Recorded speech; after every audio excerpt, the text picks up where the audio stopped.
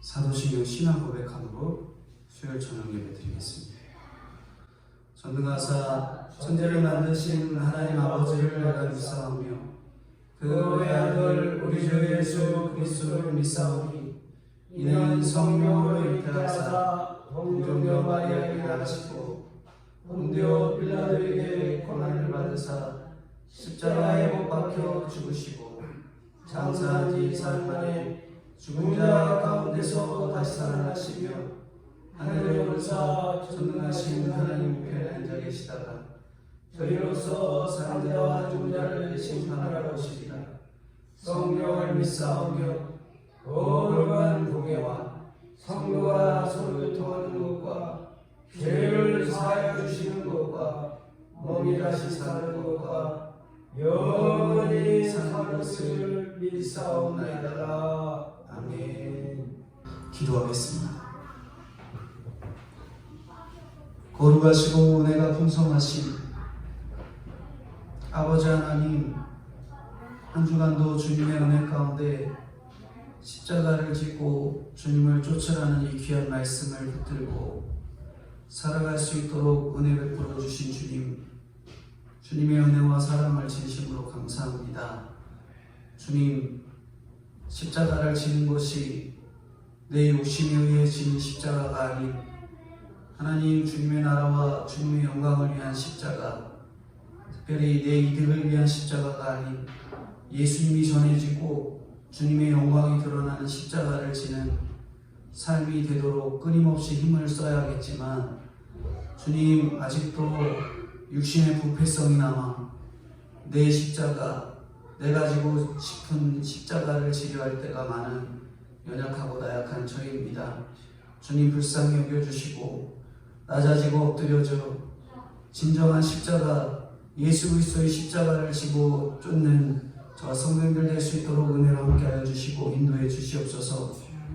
하나님, 십자가를 지고 주님을 따르는 인생은 고난과 그에 따른 죽음과 나아가 부활이 있는 삶이라고 말씀해 주신 주님, 주님, 저희들 십자가 지면서 고난받는 것 싫어하고 십자가라 하며 가벼운 십자가만 지려하고 무거운 것들은 지려하지 않는 고난과는 먼 인생으로 살아가려 했던 저희들, 주님 불쌍히 여겨주시고 반드시 십자가 지는 삶에 고난이 있음을 깨닫도록 인도해 주시고, 그 고난 속에 나는 죽어지고 오로지 예수 그리스도만 드러나는 진정한 죽음을 경험하여 예수님이 이 땅 가운데 부활하신 그 부활의 은혜들을 저희들도 동일하게 부활하여 천국을 소망하고 하늘나라를 소망하는 진정한 그리스도인으로 무장되며 부활을 친히 경험할 수 있는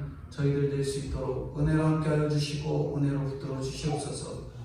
이 시간도 아브라함과 믿음의 조상이었던 아브라함 때 이 믿음의 이 귀한 교훈들을 저희들이 흘리지 아니하고 잘 들어서 처음부터 선택하시고 구원하시기 위한 하나님의 놀림이, 하나님의 그 끊임없는 보호가 우리에게 있음을 믿음으로 깨닫고 말씀을 들을 수 있는 진정한 열린 귀가 될 수 있도록 주님 은혜로 함께하여 주시옵소서. 감사드리옵고 시종을 주님 아버지 앞에 맡겨드리오며 거룩하시고 은혜가 풍성하신 예수님의 이름 받들어 기도드리옵나이다. 아멘.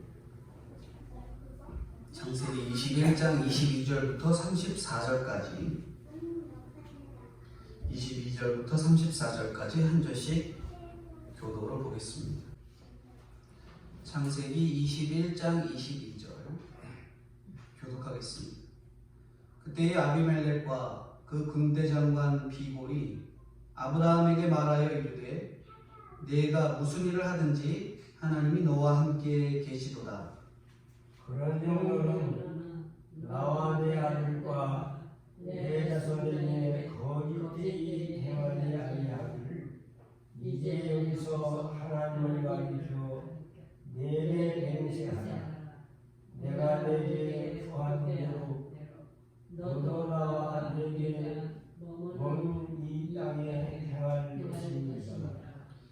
아브라함이 이르되 내가 맹세하리라 하고 아비멜렉의 종들이 아브라함의 우물을 빼앗으니 말하여 아브라함이 아비멜렉을 책망하니 아비멜렉이 이르되 누가 그리하였는지 내가 알지 못하노라. 너도 내게 알리지 아니하였고 나도 듣지 못하였더니 오늘에야 들었노라. 아브라함이 양과 소를 가져다가 아비멜렉에게 주고 두 사람이 서로 언약을 세우니라. 아브라함이 7 암양 새끼를 따로 놓으니 아비멜렉이 아브라함에게 이르되 이 7 암양 새끼를 따로 놓으면 어찌냐. 아브라함이 이르되 너는 내 손에서 이 암양 새끼 7을 받아 내가 이 우물판 증거를 삼으라 하고 두 사람이 거기서 서로 맹세함으로 그곳을 부엘 사바라 이름하였더라. 그들이 브에세바에서 언약을 세우매 아비멜렉과 그 군대 장관 비골은 떠나 블레셋 사람의 땅으로 돌아갔고 아브라함은 부엘세바에서 에셀나무를 심고 거기서 영원하신 하나님의 이름을 불렀으니 34절 같이 보겠습니다. 그가 블레셋 사람의 땅에서 여러 날을 지내더라. 아멘. 22절부터 34절까지 여러 문제 가운데 함께 하시는 하나님에 대해서 살펴보고자 합니다. 여러 문제 속에서 하나님께서 함께 하시는 그런 내용들을 다루는 내용인데, 우리가 세상을 살아가면서 예수님 따로 혹은 직장 따로 가정 따로 교회 따로 말하면 어떤 문제가 해결되질 않습니다. 믿는 사람들은 세상에서 문제가 해결돼야 하는 해결자가 되어야 하는데, 우리가 해결자가 아니라 늘 문제를 만들고 다니는 문제자가 돼서는 안 되겠죠. 예수님을 잘 믿으면 사회에서도 가정에서도, 특별히 사회에서는 직장이죠. 직장에서도 그렇게 생활을 잘 할 수 있어야 합니다. 그러려면 어떻게 해야 사회생활이든 가정생활이든 잘한다고 할 수 있을까? 오늘 본문을 통해서 어떻게 하면은 하나님 보시기에 합당한 성도의 생활을 해낼 수 있을까 하는 것들을 4가지로 살펴보고자 합니다. 첫 번째로는 하나님이 함께 하시는 것을 보이는 사람이어야 된다는 거죠. 누가 함께 하는 거예요?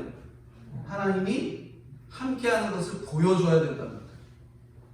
그러니까 나만 잘 먹고 잘 사는 걸 잘 보여주는 게 아니라 내가 하나님이 함께 했기 때문에 이렇게 잘 먹고 잘 산다. 혹은 못 먹고 못 살아도 내가 하나님이 있기 때문에 행복하다.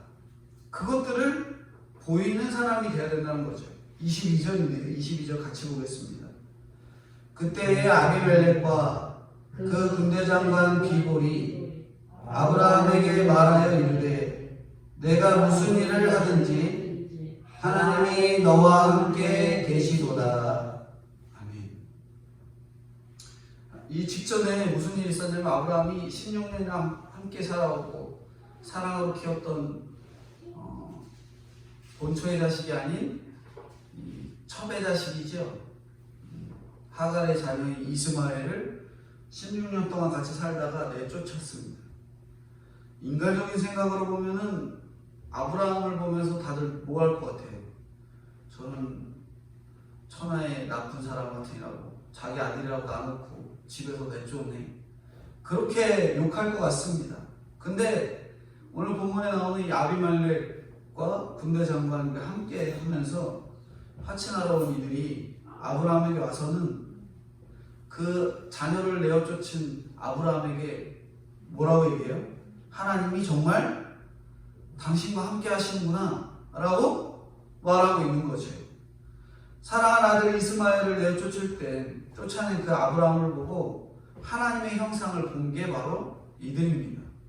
이스마엘을 내려놨더니 하나님이 상을 주신 거예요. 칭찬을 남에게 듣는 게 남에게 듣는데 특별히 남 중에도 이방 사람한테 그렇게 칭찬을 들어요. 내가 소중하게 여기는 것을 하나님보다 소중하게 여겼던 것들을 하나하나씩 믿음으로 내려놓으면 하나님께서 이렇게 엉뚱한 사람이 와서라도 나를 위로하고 칭찬을 듣게 하시는 거예요. 하나님의 일은 이 내 욕심이 들어간 일과 나의 일과 하나님의 일은 이렇게 내 욕심이 들어간 나의 일과는 완전히 다른 거예요. 지금까지 아브라함의 일생을 생각해 보면 우리가 보통 생각하는 형통의 길과는 좀 다르잖아요.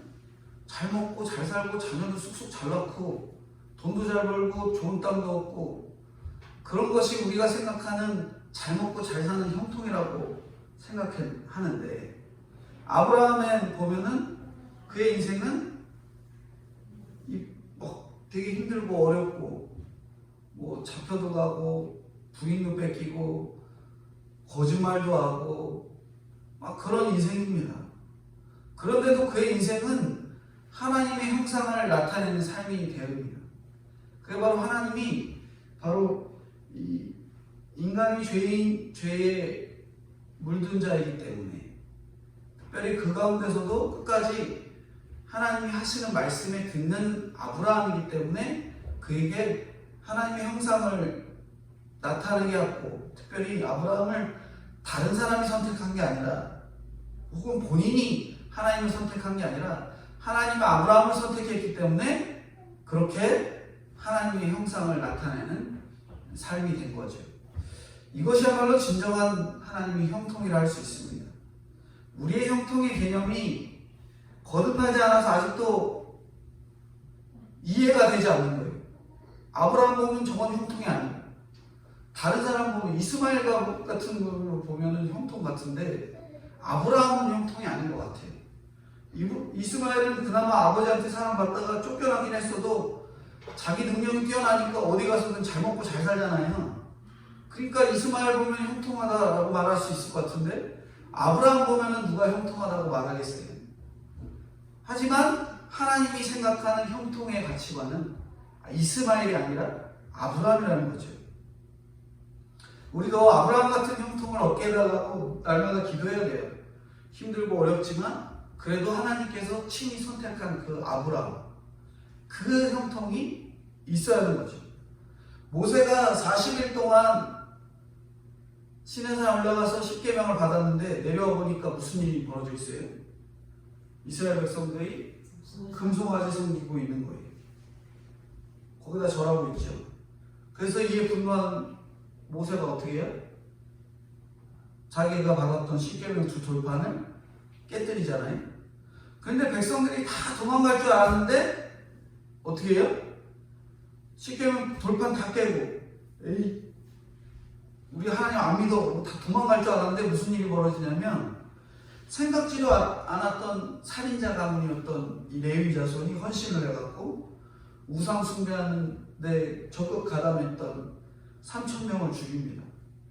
그러니까 그 문제가 적극적으로 해결이 된 거예요. 이것이 하나님의 형통입니다. 하나님의 형통. 하나님 떠날 것 같고 우상 섬겼으니까 잘못했던 것 같고 잘못한 것 같고 심판받을 것 같고 하나님 떠날 것 같은데 전혀 말도 안 되는 인물들을 세우시더니 그들을 통해 우상 숭배했던 애들을 갖다 죽이는 거예요. 이게 바로 하나님이 하시는 일이라는 거죠. 성막을 봐도 그렇습니다. 중간에 띠가 있고 노제단이 있고 금향단이 있고 이처럼 각자의 역할은 달라도 기쁨으로 나의 역할에 충실하는 것이 형통이라는 거예요. 각각의 역할이 다르지만 자기의 역할, 자기가 맡은 역할에 충실하는 것이 형통이라는 거예요. 좋은 역할, 나쁜 역할 따로 있는 게 아닙니다. 세상에서 성공했던 실패했던 것 간에 하나님만이 나의 하나님이 되시는 것이 가장 큰 위로와 기쁨이 되는 거죠. 하나님만이 나의 위로와 평안을 주는 그분이 된다는 것을 저희가 보이는 것이 하나님이 함께하는 징표가 되는 겁니다. 우리가 늘 하나님께로만 위로를 받아야 돼요. 근데 우리가 하나님께로만 위로받는 게 참 쉽지가 않죠. 아직도 우리가 자식이나 배우자나 외모나 학벌이나 권력이나 이런 것들에 위로가 되기 때문에 우리가 아직도 그렇게 수고를 하고 있게 되는 겁니다. 그러니까 무슨 일을 만나든지 하나님이 나에게 하나님 되시게 하기 위해서 인생이 걸어온다라는 사실을 저희들이 잘 아셔야 돼요. 우리가 다들 외모지상주의에 빠져 있다 보니까 뚱뚱한 몸과는 마른 몸보다는 좀 더 이렇게 몸이 이렇게 다른 사람들에게 보여줬을 때 아름다운 몸, 그런 몸을 원하지. 그것이 성공이 되고 잘된 줄 아는 사람들도 있어요. 뿐만 아니라 인류 학교, 인류 기업, 명예, 물질, 그걸 가지고 있는 자들에게 승승장구했다 이렇게 표현합니다. 근데 세상 사람들은 그걸 보고 야, 하나님이 너랑 함께 하셨기 때문에 이렇게 된 거구나 라고 생각하는 사람이 있어요, 없어요? 별로 없다라는 거죠. 외모고 뭐고 다 잘났어도 우리가 하나님이 함께 하셔서 내가 이렇게 됐다라는 것들을 보여줘야 되는데 하나도 보이지 못하고 그냥 내가 이래서 잘 살고 내가 운동 열심히 해서 이런 아름다운 몸매를 유지할 수 있고 내가 열심히 돈을 벌어서 했기 때문에 이렇게 좋은 집에 살 수 있고 그렇게밖에 볼 수밖에 없다는 거죠. 그런 것은 이방신들도 다 할 수 있는 거예요. 그렇죠? 세상 가운데서 없는 가운데 창업하고 성공한 사람들은 정말 많아요. 없는 가운데 성공한 사람들 많이 있잖아요. 우리가 많이 알고 있지만 옛날에 유명한 기업가, 이 현대를 만든 기업가를 보면은 정말 가난한 가운데 구두 닦기 하다가 결국에는 이 사업수단과 이 돈벌 머리가 뛰어났기 때문에 결국 그런 큰 기업을 세웠던 거거든요. 근데 그런 사람들 보고 하나님 함께해서 그랬다 이렇게 표현하는 사람이 별로 없다는 거예요. 그 사람 진짜 믿었으면은 나중에 믿은 거에 대해서 여러 자서전이 나와서 그렇게 하나님이 함께해서 그럴 수 있겠구나 이렇게 표현할지 몰라도 당장에 그렇게 잘 벌 때는 누구 하나 하나님이 함께해서 그랬다는 말 하지도 않고 자기도 그런 말 내뱉지도 않아요. 아비멜렉이 아브라함에게 무슨 일을 하든지 하나님이 너와 함께 하겠다 이렇게 말한 것은 아브라함이 거짓말할 때도 하나님이 함께 하셨고 이삭을 낳았을 때도 함께 하셨고 집에서 이스마엘을 내어 쫓았을 때도 함께 하셨다라는 그런 의미예요. 잘났건 못났건 네가 하나님이 선택하셨기 때문에 하나님이 함께 하신다 라고 말하고 있는 거예요. 수많은 사건을 겪은 가운데 세상과 구별되는 가치관이 아브라함한테 있었기 때문에 아비멜렉이 그를 신뢰한 거였죠. 아브라함이 약하고 치졸함이 우리의 나약함과 부족함, 백세가 되어도 아이를 낳지 못했던 일들을 통해서도 전도하게 하시는 하나님을 우리가 믿어야 되는 거죠. 아브라함이 그렇게 형편없지만 그의 모습을 보고 하나님을 알게 하는 그 놀라운 역사, 그게 바로 하나님이 하시는 일이지 우리는 도저히 할 수 없는 일입니다. 그래서 우리가 첫 번째로 말씀하는 게 그냥 나는 하나님 믿는다, 하나님 때문에 되었다, 하나님 때문에 감사하다라는 표현이 우리 입에 잘 붙어있고 그리고 늘 기도하며 하나님이 주신 것에 감사할 줄 아셔야 돼요. 그리고 모든 게 내 능력, 내 주변 사람의 능력, 물질 이게 아니라 오로지 하나님 때문에 가능했다라는 것을 믿음으로 고백할 수 있어야 됩니다. 그게 바로 우리가 어떤 문제 가운데서도 함께 하시는 하나님을 깨닫는 방법이고 수단이죠. 두 번째는 문제 가운데 함께 하시는 두 번째, 우리가 어떤 환경 가운데서 특별히 사회생활을 하면서 오랫동안 우리가 내공이 있어야죠. 오랫동안 쌓아온 내공이 있어야 한다라는 거죠. 우리가 사회생활이건 가정생활이건 내공이 있어야 그것을 잘 할 수 있게 된다는 겁니다. 23절인데 23절 한번 같이 읽겠습니다. 그런즉 너는 나와 내 아들과 내 손자에게 거짓되이 행하지 아니하기를 이제 여기서 하나님을 가리켜 내게 맹세하라. 내가 내게 후대한 대로 너도 나와 내가 머무는 이 땅에 행할 것이니라. 사실 아비멜렉이 아브라함에게 감정적으로 보면 좋은 감정을 가질 수가 있을까요? 없을까요?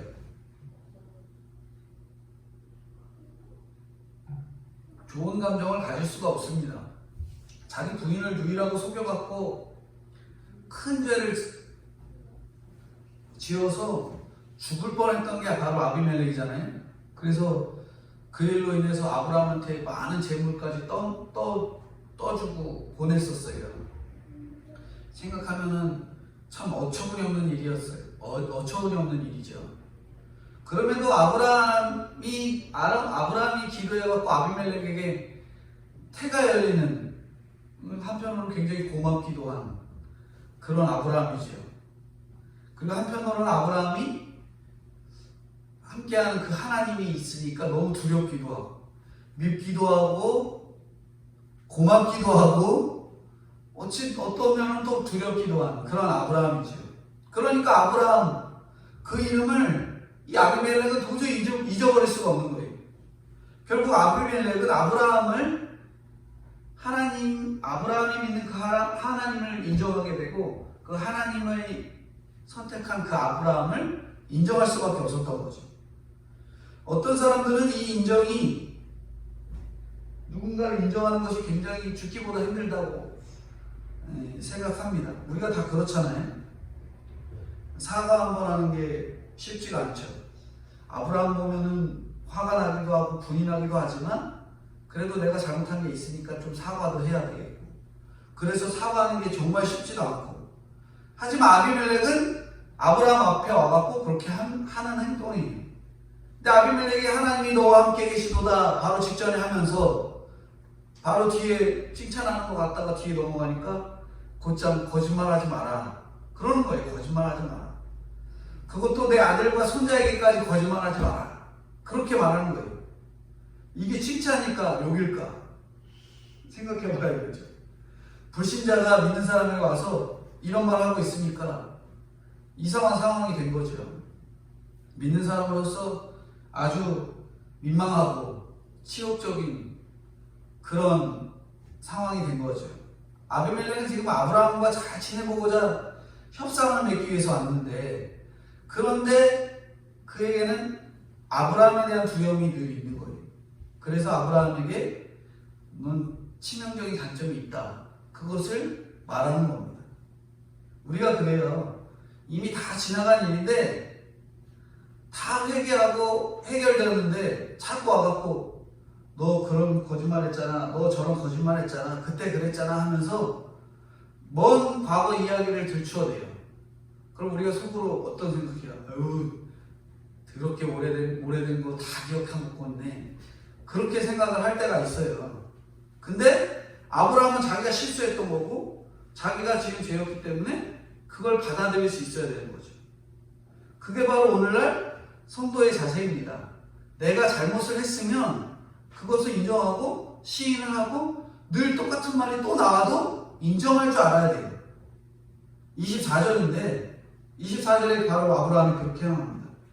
아브라함이 이르되 내가 맹세하리라 하고, 아브라함이 톡 하나도 안 달고요, 내가 그렇겠다, 내가 그렇게 하겠다, 거짓말하지 않겠다, 그렇게 말하고 있는 거예요.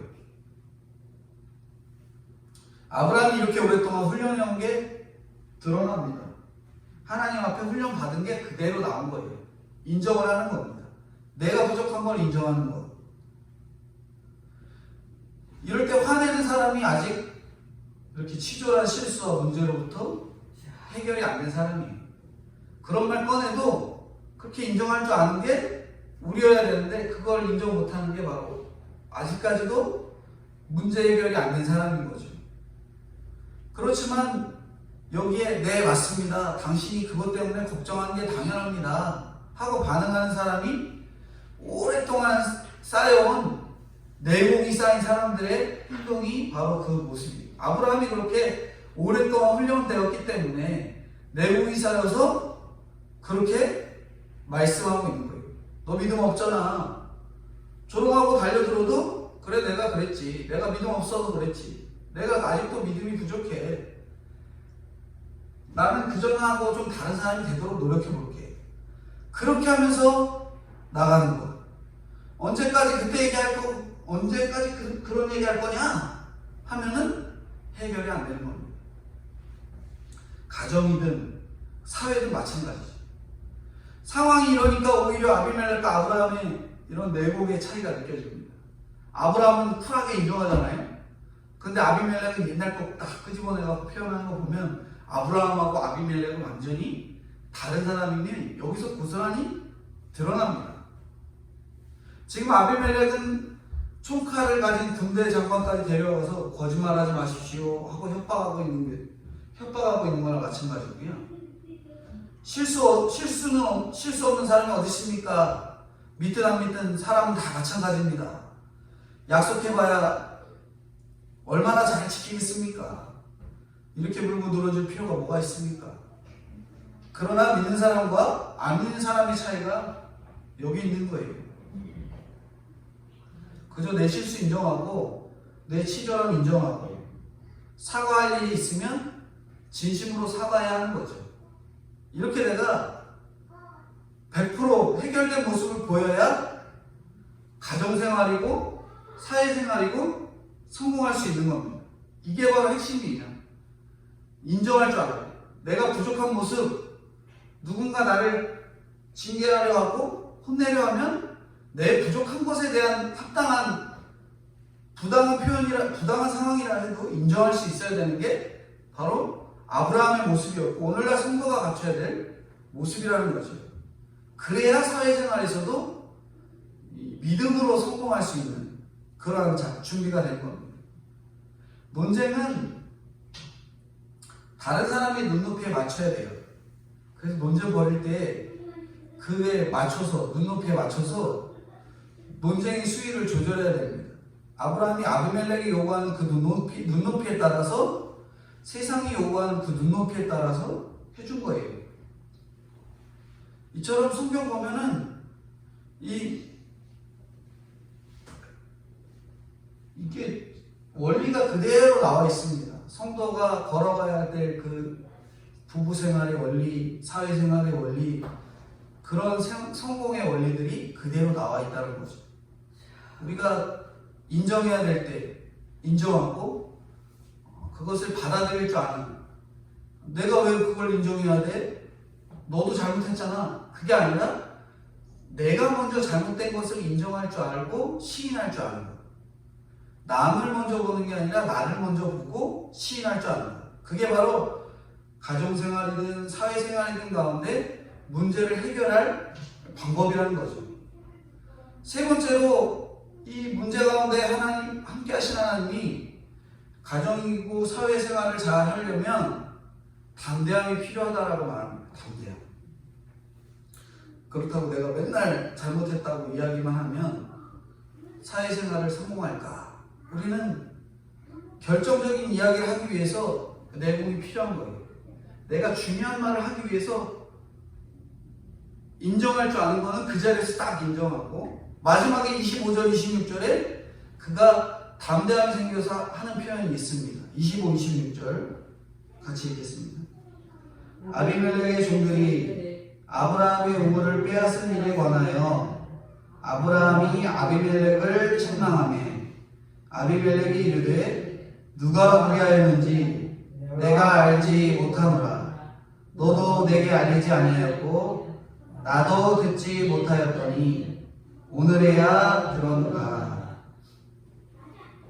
고개를 숙이고 자기의 부족한 모습들을 인정하고 나온 이 아브라함이 이제는 자기가 해야 될 믿음의 담대함, 겸손한 가운데서도 담대함이 생긴 거예요. 담대함은 예수 믿기 전과 후가 다른데, 믿기 전에는 죄성을 가진 담대함이었다면 믿고 나서는 죄성이 희석된 담대함이죠. 믿고 나서도 내 죄를 보는 담대함과 내 죄를 못 보는 담대함이 완전히 다른 거잖아요. 담대함의 종류가 자꾸 달라집니다. 그래도 이제 모세가 시내산에 내려와서 죄에 빠진 백성을 향해서 돌판을 던지고 아론을 책망한 것은 사랑에서 비롯된 담대함이었죠. 사랑하는 백성의 죄의 문제를 해결하기 위해서 이 모세가 담대함으로 나갔던 것입니다. 그러나 사회에서, 가정에서, 직장에서 사장의 쓴소리 한마디에 뭐라고 반응해요, 우리는? 내가 직장 여기면 다냐? 딴 데 가면 되지. 내가 여기 말고 딴 데 가면 되지. 부모님이 한 쓴소리 말에 아유 또 듣기 싫다 그러고 집 나가고, 부모님하고 따로 살면 되고, 오랫동안 안 만나면 되지. 그러고 떠나면은 안 된다는 거죠. 그거는 죄성이 있는 담대함입니다. 죄성이 있는 담대함. 죄가 안에서 슬슬 솟아나오는 거죠. 자꾸 자기를 쪼아대는 상사 때문에 꼴 보기 싫고 화가 나고 분이 나서 죄가 슬슬 솟아나는 거죠. 진정한 담대함은 자기 안에 있는 분노를 끊는 담대함이 아니라 내 안에 있는 죄를 보는 담대함입니다. 죄성의 담대함은 혼자 배짱 좋고 교만해서 사회생활을 그냥 끝내고 말지만, 자기 죄를 보는 담대함은 문제를 해결하기 시작한 거예요. 아브라함도 잘못을 인정할 때, 온유할 때 온유하게 했지만 그 후부터는 엄하고 무섭게 아비멜렉을 또 책망하는 거예요. 그러니까 아비멜렉이 하는 말에 그대로 인정하고, 그 인정하는 다음에는 또 자기가 죄인임을 철저하게 깨닫고 하나님의 일꾼으로서의 사명들을 담대하게 감당하는 거죠. 자기가 판 우물을 아비멜렉의 종들이 빼앗았다고 담대하게 말합니다. 과거에는 아비멜렉 앞에서 맨날 주눅 들고 굉장히 쫄아있는 모습이었잖아요. 지금 부대장관과 동행한 아비멜렉 앞에서 거꾸로 이제 당당하게 얘기하는 게 바로 아브라함입니다. 화친해서 믿음의 관계를 맺고자 했으면 서로 밝히 드러낼 것을 드러내야 합니다. 이렇게 믿음의 관계에서는 아무리 세상 왕이라 할지라도, 힘 있는 왕이라 할지라도 비굴하면 안 되는 거예요. 과거에 무슨 일이 있던지 잘못이 있으면 책망할 수 있어야 되는 거죠. 그냥 저 사람이 또 상처받을까, 내가 이런 말 해서 또 회사에서 또 무슨 문제가 생기지 않을까, 또 걱정된 일들이 벌어지지 않을까, 그런 걱정을 했다가는 그런 말 할 수도 못해요. 당시 우물은 생명하고 직결되어 있기 때문에 아무리 땅이 많이 있어도 우물이 없으면 그 땅은 무용지물이거든요. 사막에서 100만, 1000만 평을 가져봤자 아무 소용이 없습니다. 우물이 없으면 소용없는 거죠. 그러니까 땅이 있고 재산이 있어야만 이 자기 땅이 되고 살 수 있는 거고 수확을 할 수 있는 거죠. 이게 바로 우물은 실질적으로 재산이 되고 구원과 생명과 직결이 되는 그런 건데, 그래서 아브라함이 자기 구원과 생명과 직결되는 이 우물을 포기하지 않고 담대히 이 아비멜렉에게 양보하지 않고 협상을 하는 거죠.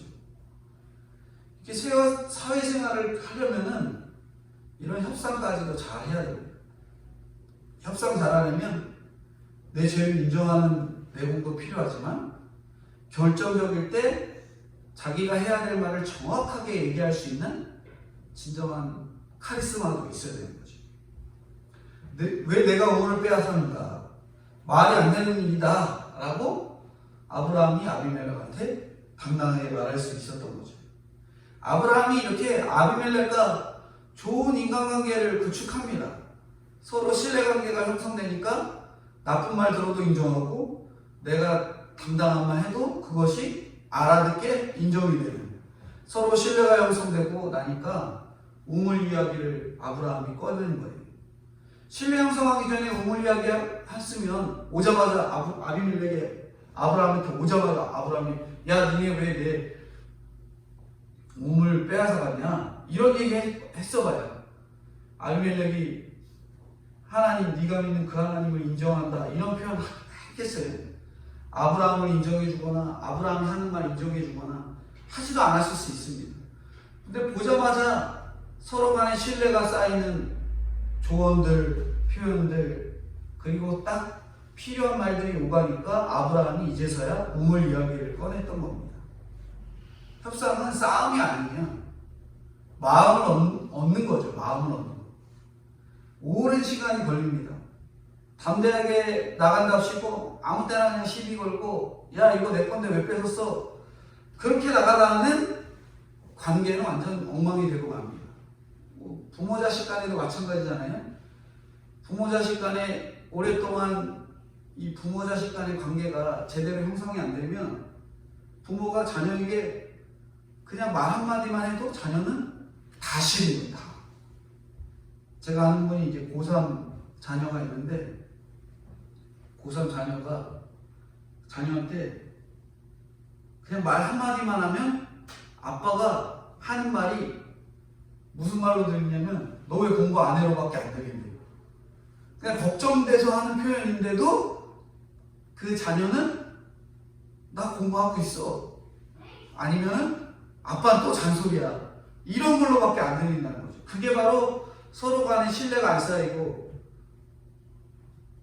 계속 그런 말이 오갔기 때문에 자녀는 그걸로밖에 듣지 못하는 거예요. 나는 고3이야. 나는 고3이야 라는 그 위치에 억눌려 있는 자녀에게 어떤 말을 해도 공부하라는 말로밖에 안 들리거든요. 근데 아버지는 너 뭐하냐? 너 핸드폰 하냐? 이렇게 한마디만 해도 넌 공부 안 하냐? 왜 공부 안 하고 핸드폰만 하고 있냐? 이렇게밖에 들리지 않는다는 거죠. 아버지가 자기를 늘 걱정해주고 언제나 늘 살펴주고 그랬으면 또 오늘 핸드폰 안 해? 그랬으면 뭐 핸드폰 잠깐 하는 거예요. 이렇게 표현할 수 있는데 그게 아니라 신뢰가 안 쌓이면 혹은 그동안 해왔던 말들이 상처 주는 말이었다면 한마디를 해도 좋은 말로 들리지가 않는 거죠. 신뢰관계가 안 쌓였기 때문에 그렇습니다. 부모 자식 간에도 그렇고요. 직장에서 상사 간에, 직장 선후배 간에, 그리고 친구 간에 신뢰관계가 형성이 되는 게 중요합니다. 아무 데나 걸고 시비 걸었다가는 그건 파괴될 수밖에 없죠. 필요할 때 필요한 말을 정확하게 하고 그 말을 하기 위해서 자기가 입지를 잘 세워두고 신뢰가 잘 형성되도록 함으로써 가정이고 사회고 주변의 모든 관계 속에서도 환경에서도 그 가운데서도 잘 해내시는 그 생활 가운데서도 믿음으로 잘 해내셔서 신뢰관계를 형성하고 좋은 말들, 특별히 말씀의 언어들, 위로의 언어들을 해낼 줄 아는 저희들이 돼야 되는 거죠. 마지막 문제 가운데 함께 하신 하나님은 내가 어떤 문제를 있든지 간에 구원을 위한 값을 치르라고 하세요. 내가 값을 치러야 됩니다. 값을 안 치르면 구원을 제대로 이루어갈 수 없는 거죠. 27절인데 27절 같이 읽겠습니다. 아브라함이 양과 소를 가져다가 아비멜렉에게 주고 두 사람이 서로 언약을 세우니라. 이제 둘이 신뢰관계가 형성되니까 아브라함이 아비멜렉에게 뭘 줘요? 양과 소 가져다 줍니다. 구원의 문제는 이렇게 값을 치러야 되는 거예요. 아브라함이 우물을 빼앗겼는데 아비멜렉에게 양과 소를 가져다 줍니다. 상대방이 잘못했는데 왜 내가 물질을 줘요? 예수 믿는 사람이 이렇게 언뜻 보면 이상한데 돈을 써야 할 때가 있습니다. 누구나 물질을 손해보려고 하지 않지만 물질이라는 것이 오히려 주고 나면 문제가 해결되는 경우가 있어요. 오직 구원을 위해서 아브라함도 빼앗겼지만 도리어 주는 것입니다. 아브라함이 그 전에 자기 아내 거짓말로 속였다가 아브라함 이 아내가 다시 돌아올 때 아비멜렉이 많이 줬다고 했잖아요. 과거의 거짓말에 대한 대가일 수도 있어요. 그리고 우물을 다시 돌려달라는 이 우물 대가일 수도 있습니다. 어쨌든 간에 예수 믿는 사람이 이렇게 이상한 데라도 돈을 써야 할 때가 있어요. 오직 구원을 위해서 아브라함도 빼앗겼지만 이렇게 주는 경우가 있습니다. 28절부터 마지막 34절인데 28절부터 34절까지 같이 한 목소리로 읽겠습니다. 아브라함이 7 암양 새끼를 따로 넣으니 아비멜렉이 아브라함에게 이르되 이 7 암양 새끼를 따로 넣으면 어찌미냐. 아브라함이 이르되 너는 내 손에서 이 암양 새끼 7을 받아 내가 이 우물 판 증거를 삼으라 하고 두 사람이 거기서 서로 맹세하였으므로 그곳을 브엘세바라 이름하였더라. 그들이 브엘세바에서 언약을 세우매 아비멜렉과 그 군대장관 비볼은 떠나 블레셋 사람의 땅으로 돌아갔고 아브라함은 브엘세바에 에셀나무를 심고 거기서 영원하신 여호와의 이름을 불렀으며 그가 블레셋 사람의 땅에서 여러 날을 지냈더라. 아멘. 아브라함이 이제 한 걸음 더 나갑니다. 7 암양 새끼를 주고는 그것으로 우물을 판 증거를 삼아라. 가나안 땅 브엘세바의 우물을 영원토록 소유권을 자기 이 아브라함의 소유권 등기를 해놓겠다는 거죠. 값을 치르겠다는 겁니다. 그까지 우물이라고 할지 모르지만 그곳에 에셀나무를 심었다는 것은 오늘날 기념식수를 한 거예요. 기념의 우물, 기념의 에셀나무인 거죠. 비록 지금은 아무것도 보이지 않아도 오늘 안 믿는 부모, 그 안 믿는 부모의 구원을 위해서 돈을 들일 수 있고 때로는 예수님 때문에 손해를 볼 수도 있습니다. 그렇다고 해서 매사에 손해를 보라는 말이 아니고요. 도리어 믿는 사람들 간에는 절대 돈을 주면 안 되는 경우도 있지요. 그럴 때마다 우리가 적용을 달리하는 거예요. 에셀나무는 영원하신 하나님을 상징하고 내가 구원을 위해 쓴 재물, 시간, 애정만 영원토록 기억되는 겁니다. 물질은 기억할 필요 없고요. 그걸로 인해서 재물이나 시간이나 애정을 다 쏟아서 그 사람이 구원받은 일에 구원받았다 하는 것에 더 핵심적인 기억이 남아야 된다는 거예요. 아브라함도 에셀나무 심고 처음으로 영원하신 하나님 그렇게 부른 거예요. 인생의 고난을 통하지 않고는 영원하신 하나님을 배울 수가 없고요. 내가 자녀들에게 영원하신 하나님을 가르치려면 물질을 잘 사용해야 하고 구원에 필요한 값을 치러야 하는 거죠. 나를 위해 살지 않고 구원을 위해서 살고 구원을 위해서 나눌 때 내 자녀들이 기억하는 거죠.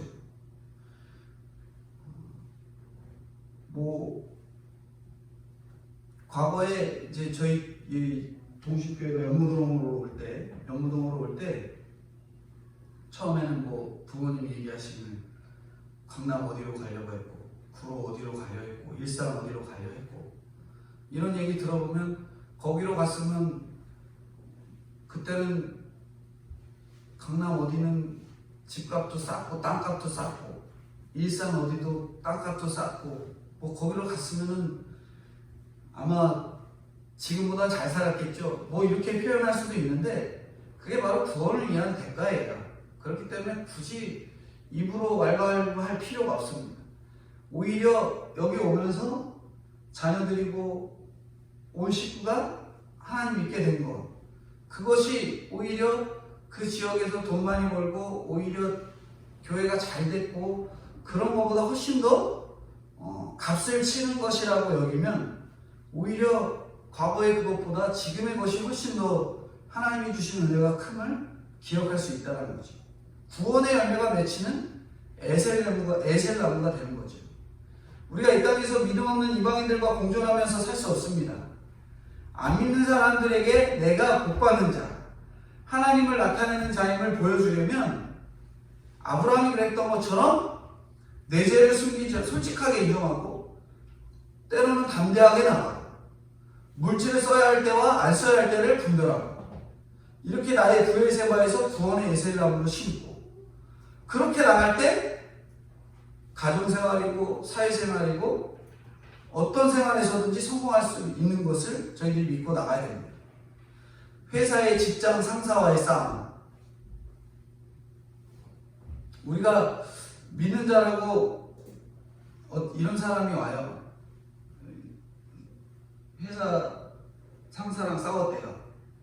근데 막 싸우고 나서 보니까 자기 둘만, 그 싸운 사람하고 안 싸운 사람 자기 둘만 회사에 소문난 게 뭐냐면 둘이 교회 다니는 사람이에요. 교회 다니는 사람 둘이 회사 직장에서 싸운 거예요. 근데 사람들이 옆에 와갖고 저 직장 상사가 잘못했으니까 당신이 잘한 거다. 당신이 잘한 거다. 내 편 들어주는 거예요. 우리가 믿는 자라고 상담하면 뭐라고 말할 것 같으세요? 누가 잘했다고 말할 것 같으세요?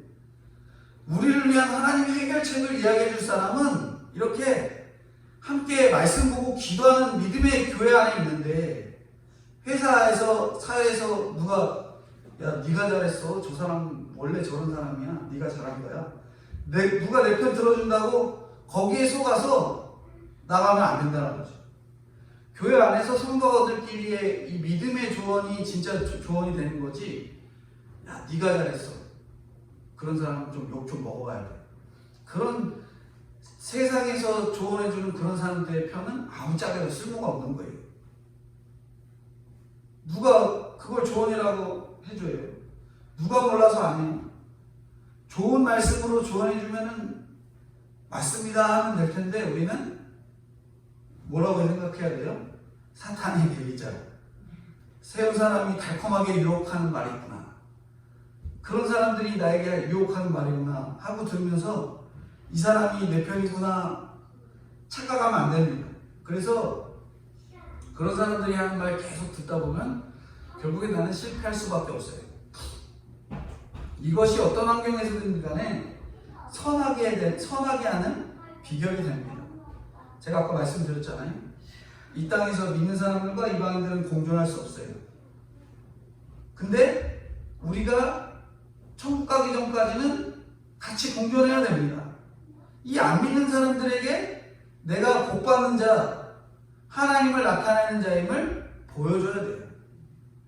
근데 우리는 조금만 손해보면 그 손해볼 거 생각해서 내가 믿는 사람이어도 큰 소리치고 화내고 욕하고 그런 경우가 있다는 거죠. 우리가 아브라함처럼 솔직하게 내가 그런 죄인인 걸 인정하고 내가 잘못한 걸 인정하고 담대하게 때로는 이거는 잘못되었다, 복음과 어긋난다, 교회의 뜻과 내가 믿는 하나님의 뜻과 어긋난다 라고 담대히 말할 줄도 알고, 물질을 정말 써야 할 때와 쓰지 않을 때를 믿음으로 구별하고, 그렇게 부엘세바와 에셀나무를 세울 수 있는 이 시대의 구원의 일꾼으로 사회든 가정이든 담대하게 할 줄 알고 표현할 줄 알고 숙이면 숙일 줄 알고 그런 것들을 믿음으로 온전히 감당해내시는 저와 성도님들이 되어야 될 것들을 이 아브라함의 신앙적인 태도를 통해서 저희들에게 말씀해주고 있습니다. 기도하겠습니다. 걸어가신 주님, 은혜와 사랑을 진심으로 감사합니다.